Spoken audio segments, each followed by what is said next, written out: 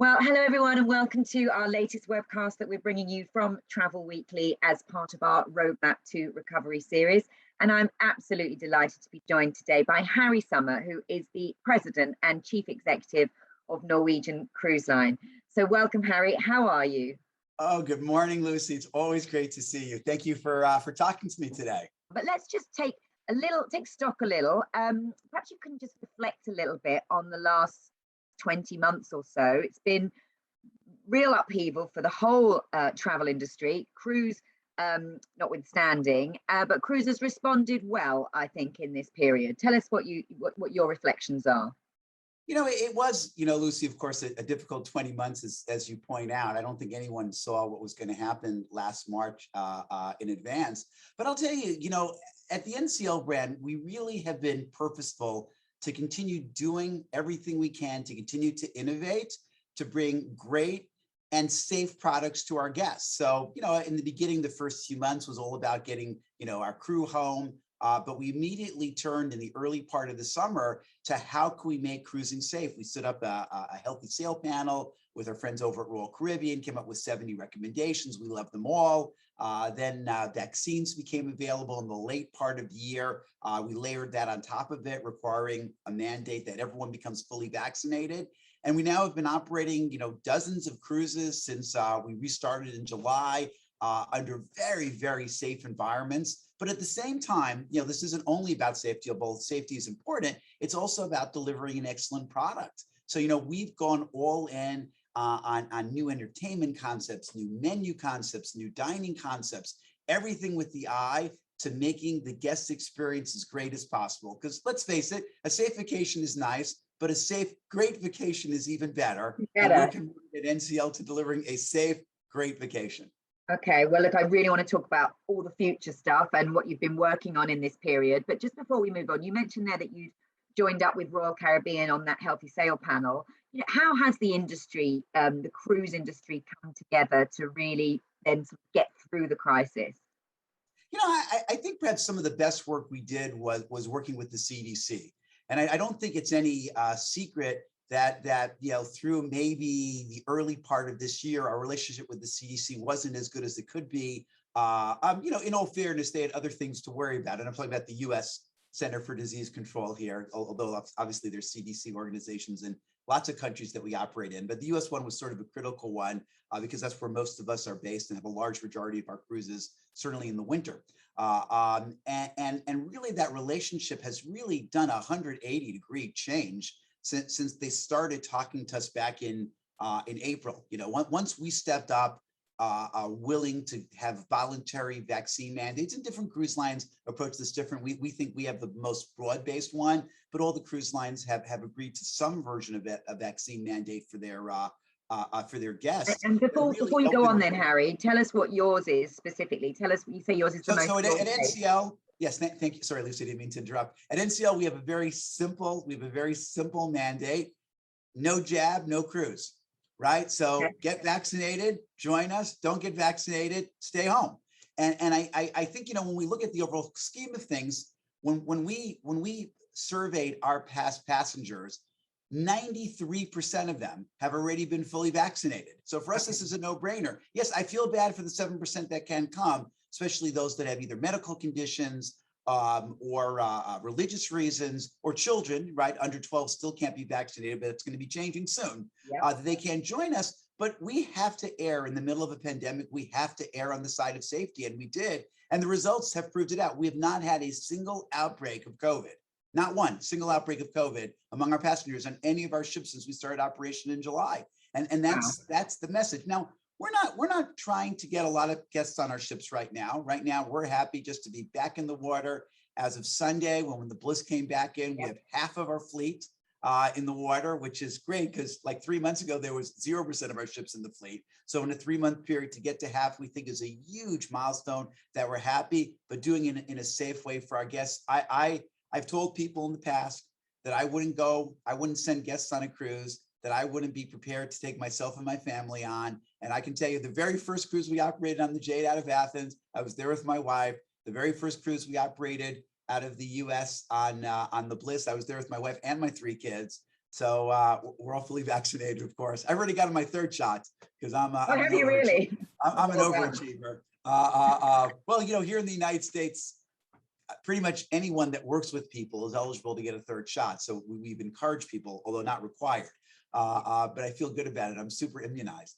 But I just wanted to circle back to the comment about the CDC. It's gotten to a place where the working relationship has been so good that they now trust us, which is, of course, we should be trusted. But it's nice that the CDC has gotten to the same place, so much so that they announced yesterday, I guess that's Monday. I'm not sure exactly when this is airing. They announced on Monday that they are lifting the CSO come January 15. So come January 15, the CDC will no longer have any requirements for cruising. They'll have a series of recommendations, which obviously we respect and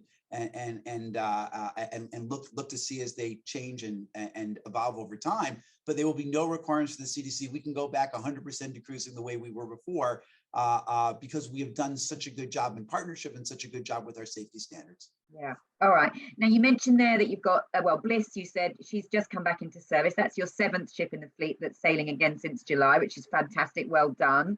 I think you've got another 10 ships, haven't you? You've got 17 ships. So, I mean, I know you're not going to tell me exactly because I know it takes quite a lot of effort to get a ship operating again. But when do you hope to have the whole fleet sailing again, Harry?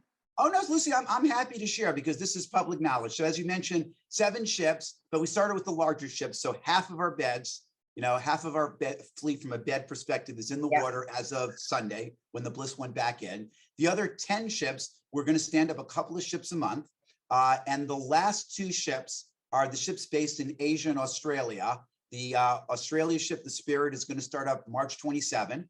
I'm not really confident about New Zealand opening up anytime soon. But our last cruise out of Sydney goes to Tahiti and it bypasses New Zealand. So we believe Australia will be accepting cruises by March, and Tahiti's already accepting cruises. So we feel pretty confident. So by Q1, you should have the whole fleet back. And the last one is the Sun, which will start on the 30th of March on a round trip Tokyo cruise. So by March 30th, that's our goal. Every single one of NCL's beds will be in operation. And will you be at full capacity, assuming you've got the demand? But I mean, because I know people have been bringing ships back and just keeping it not quite so full, just to keep that social distancing. Yeah, so right now, Lucy, we're operating in a world where we're between 40 to 60% full on most of our voyages. Part of it is, as you say, demand. Part of it is social distancing. I think that will start to ramp up, but I don't see us getting to 100% full until we get to the summer next year, our summer itineraries. Because, a lot of the places we're going to in the winter where they're a little bit more exotic, that they're not going to fill. And there's going to be a lot of inventory in the Caribbean. I don't think any of us are going to get them to 100% full. But I think that's fine. I think it's fine. We're going to have a ramp up to get the ships up and then the occupancy up. And I would think by May or June, we should be close to normal occupancy levels. All right, that's good. My question was going to be, is it fine financially? Because, you guys, as a cruise industry, has taken such a hit. It's been so tough for you, and you've got to get back in operation. And your model is normally that you need to be sailing pretty full. So how's that going to work? So listen, while the ships are around half full, we focused on the higher end of the ship. So the havens, the suites, the larger balcony cabins are going close to 100% full. It's the insides and lower outside cabins that are more empty, and I think that's fine. So because from an economics perspective, we can, we provide a better guest experience. We make a little bit more money in those higher cabins. Also great for our travel partners. If our travel partners are already going to make a sale, right, let them make a sale where they can make a really good commission. So we're really, really pleased with that. The onboard spend has been very good. Most of the people who are coming back now are what we would call cruise enthusiasts. So listen, obviously we make more money at 100% full, and we look forward to that day, but we have plenty of cash in the bank, and we're just going to take this one step at a time. No rush. All right. Well, then talk to me about any trends you're seeing. I mean, you're saying that people are perhaps booking those higher, the Haven and the higher grade cabins. Are they traveling for longer because they've been stuck in for so long? I mean, what are you seeing anything emerging in terms of your consumer demand? The one that I mentioned, of course, higher level cabins, higher onboard spend. And, it's an interesting phenomena, and we saw this even pre-COVID, that the better cabin a guest gets on a ship, and the more they spend on board, the better they rate their vacation experience, right? So, you can imagine someone who buys an inside cabin and just has the buffet every day, they come back and they go, well, they didn't spend really much money, but they didn't really have much of a vacation. And they come back, oh, that really wasn't all that good. And the truth is, if you spend an inside cabin, you never take a shore excursion, and you go to a buffet, it's an okay vacation, but it's not a great vacation. If you go to a balcony or a haven cabin, I mean, Lucy, you've been in our haven cabins. They're fantastic with elevated decor, huge spaces, concierge and butler service, private restaurants and pools. I mean, it's like a luxury cruise ship experience on a contemporary ship with all the amenities that go with that. And you take a shore excursion in every port, and you go to the spa. I don't know if you've ever been to a spa, Lucy. And you go to the spa and things like that. I haven't been in your spa or had a treatment in one of your spas on your ships, no. So, but Lucy, I have seen them, and they are stunning. Lucy, the next time you come on our ship, it's my treat. So just say Harry Sommer sent you. Those are the magic words, and we will take good care of you. And people who do an experience like that, they come back and they say, oh my God, this is the best vacation I've had in my life, because it was. So we're seeing more of those guests. Okay. All right. Brilliant. Now, one thing I wanted to ask you, of course, we've talked a lot about the expansion to your fleet. You've got 6 Prima class vessels on order, I think due to come one a year until 2027, which is very exciting, but probably quite a lot of capacity there to fill. Are you still planning to bring all those ships into service, Harry? You're going to change your order at all, or is that still the plan? No, so we were a little unique here, Lucy, among the major cruise lines. We didn't sell any ships during the pandemic. Quite the opposite. We've doubled down, and we continue our aggressive refurbishment program. I have a boss too, Frank Del Rio, the group CEO. His stated goal is he wants every guest that comes in any of our 17 ships at any time to think that ship is brand new. And that's the level that we keep our ships. They're simply spectacular. We've invested, during the pandemic, tens of millions of dollars on the legacy fleet, but both on the hotel side to make a better experience for the guests, and also on the environmental side. We are doing everything we can, to decarbonize our fleet. We've made lots of commitments in terms of carbon offsets, lower fuel consumption, doing what we can, eliminating of single-use plastics in order to reduce our environmental footprint. It's a monumental investment, and recognize, when we get rated against our peers, we have one of the highest scores in the travel industry. From our environmental commitment. We're very, very proud of that. But in terms of the Prima, they are on time. I got to tell you, Fincantieri, at least in the yard that we're using in Marghera, they are doing a fantastic job. I hope one of them is listening. Considering that where the yard is, which is in the Venice region, was sort of the epicenter of COVID when it first started in late Q1 and Q2 of last year. The fact that this ship, I think it's being delivered 1 week late. And it's like, oh my, that's like a joke. And actually, we were at the yard last week. I wasn't there, but Frank was there with one of our board members. They actually told us now that they can give us the week back, and they think it's going to be delivered early. Okay, maybe that's a bridge too far, but the fact that it's going to be like on time is simply incredible. Because yards were closed, like everything was. So they have clearly made that time back very well. Gary did a really good job with testing the crew. I've now visited the yard, I think 3 or 4 times, since we started construction of Prima. I was actually there like a month before COVID started. Sort of like surreal. I think that was my last international trip. And they really protected their workers. They really took this seriously. This was like, sometimes like you see mask wearing where the mask is like half off the face. No. They had the mask, full masks on, eye protection for a lot of the workers, and made sure they were operating in small pods, constant testing. They did a great job. I have to commend them. So tell us, can you give us any secrets about Prima? Because she's obviously coming next year, and we've seen some little detail. And there's the 3-story racetrack and your infinity pools and that food court that's got about 12 different types of food. It sounds amazing, but oh my God, I can't wait. And that Deck 8 outdoor experience is going to be over the top fantastic. So the one secret I shared to you today, and just for you, Lucy, is our very, very first test cruise. Not the christening, but we do a couple of test cruises before the christening. Very, very first test cruise is going to operate out of Southampton.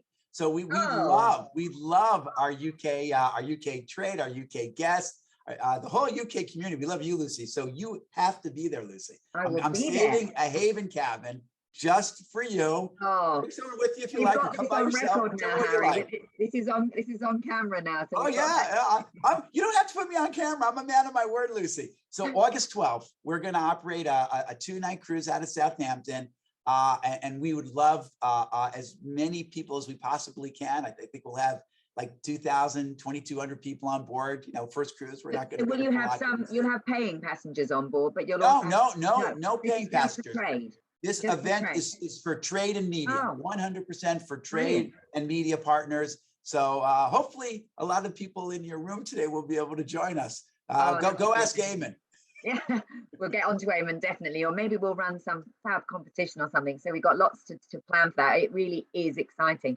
And it brings me on, Harry, to talk a little bit about the UK market. I know it's very important to you. And last week we announced, obviously, that you'd appointed a new UK and Ireland sales director to really drive growth in the UK. So just tell us where the UK is at the moment for you, how important it is going forward.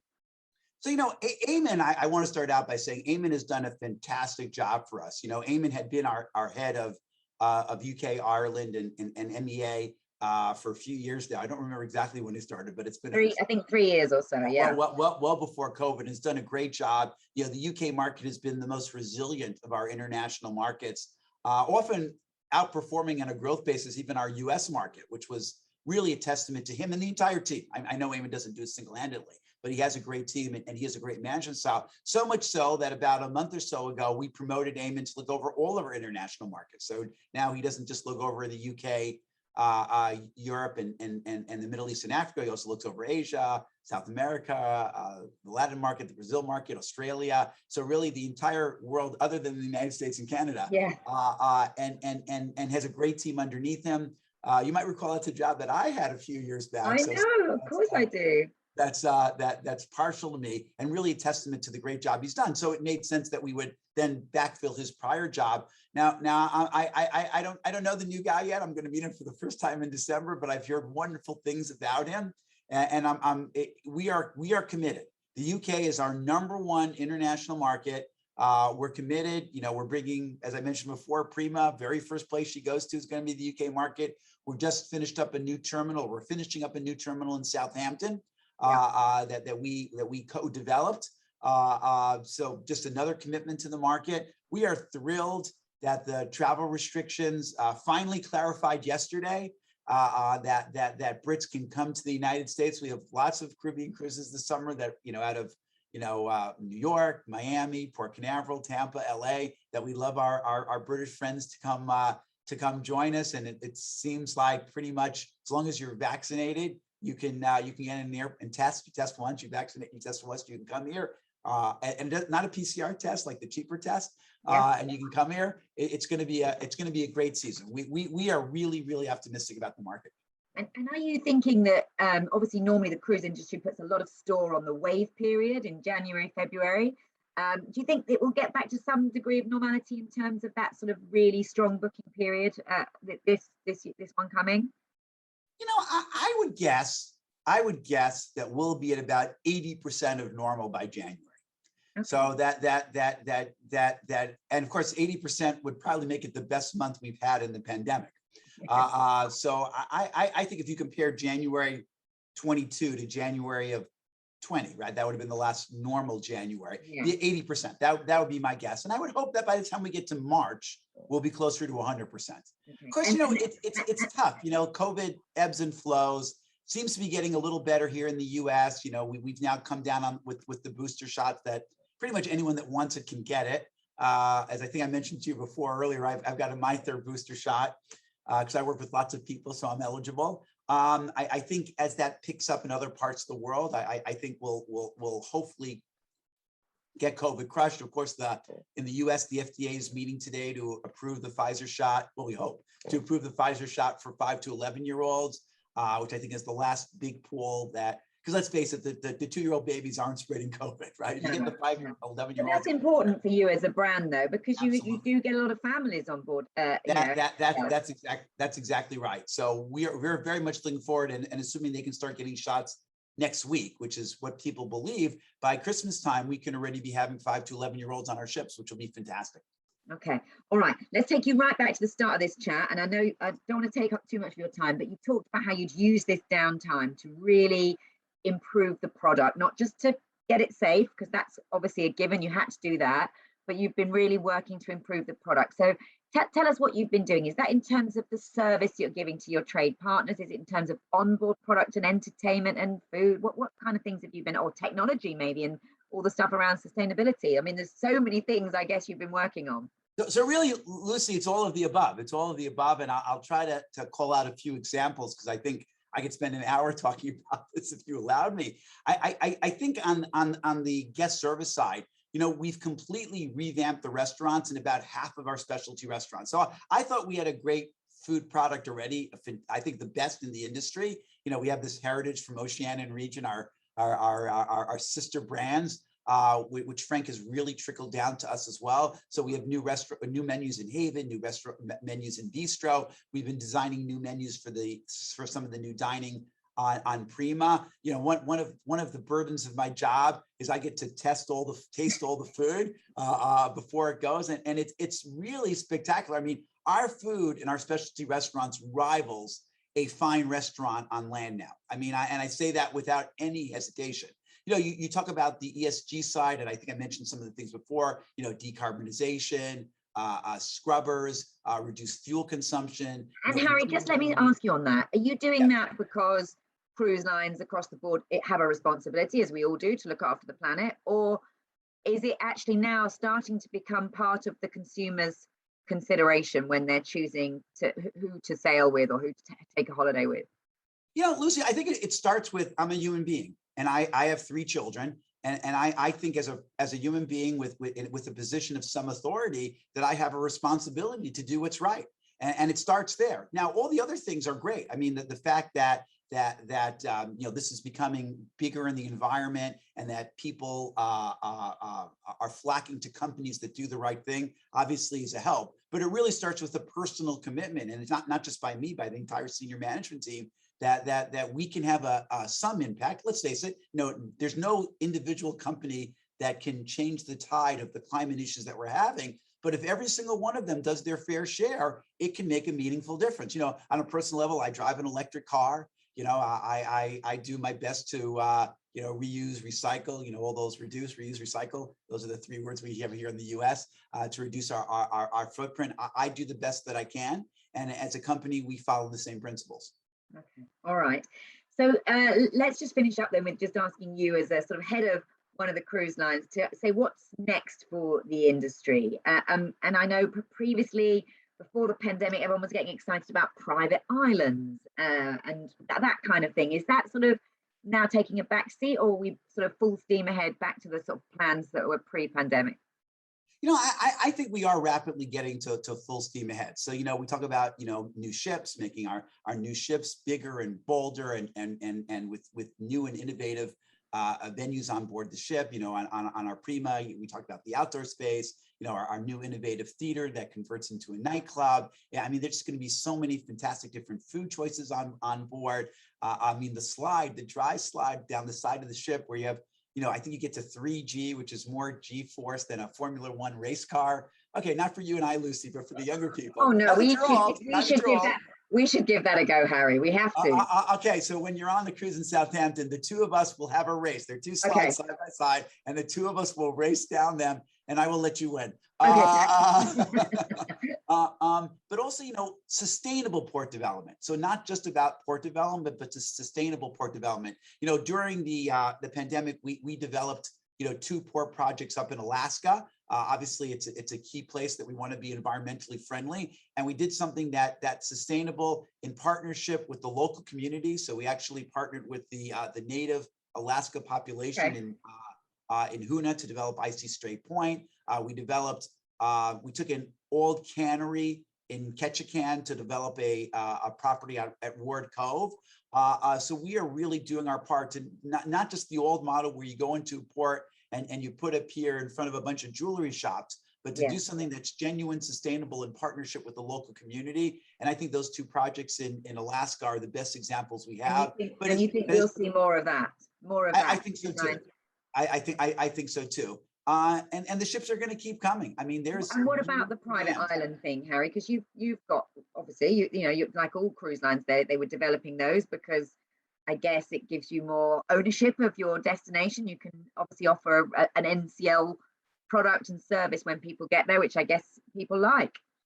Yeah, listen, I think especially in the Caribbean itineraries, you know, for many people, they like to go to a place where they can have a really beautiful day of sunshine and beach. And you know, when you go to a private island, you get the sunshine, the beach. It's not crowded, right? It's going to be safe and clean. And not that the other places we go to are dirty and unsafe, but it's going to be like uber safe and clean. And people really, really enjoy it. You know, we are all in. You know, we have 2 private islands. Great Stirrup Cay and Harvest Cay, one in the Bahama chain, one off the coast of Belize. Both beautiful. We're investing tens of millions of dollars of both. In both of them, we just put up Silver Cove, you know, new villas on Great Stirrup Cay. I had a chance to visit them right before the pandemic. They're fantastic. We're putting in new pools, new beach area. I mean, we reclaimed, dozens of acres of beach area in Great Stirrup Cay. We're looking to build a pier there. And will you stick with 2, or will you look to open more? We don't have any current plans for additional ones. That okay. I think that they're where the geographic location of them are located is perfect for itineraries. It's in your itineraries, yeah. Yeah. Okay. And would you ever look outside the Caribbean, or is it just something that's really right for the Caribbean? I think this is more of a sun and fun thing. I think when we have places in Europe, in Asia, and Australia, people are looking for more destination-focused things as opposed to sun and fun.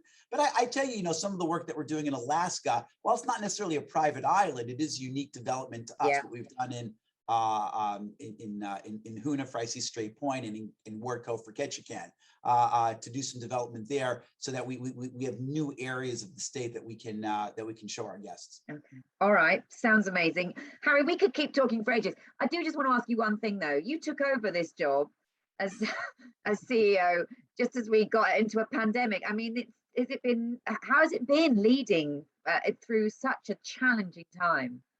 You know, I'll tell you, you know, obviously, Lucy, the cliche answer is it was hard, and it was hard. And I think I've aged a little bit more and a few more wrinkles than the last time you've seen me. But I'll tell you, you know, a silver lining was it really allowed the team, you know, to bond around something, you know, about coming back better. I have a great team. I have a fantastic team. I love working with them. They're all A players. And it's really allowed us to congeal, for lack of a better term. And I'm very happy with that. You know, we're going to continue to innovate. We're going to continue to deliver safe and great experiences. And I have the team here. I love coming to work every day. Great. All right. Well, look, Harry, we're so grateful for your time. Thank you for joining us at the Clear Conference this year. And if I don't see you before, I'm going to see you on that sailing out of Southampton, I think, maybe. Well, you certainly will see me before. But you will also see me on August 12th in Southampton, and I look forward to it. Well, thank you so much. That is so exciting that you're going to let Prima do that sailing. I think people here will be really excited. So for now, thank you so much to Harry Sommer, the President and Chief Executive of Norwegian Cruise Line. Thanks, Harry.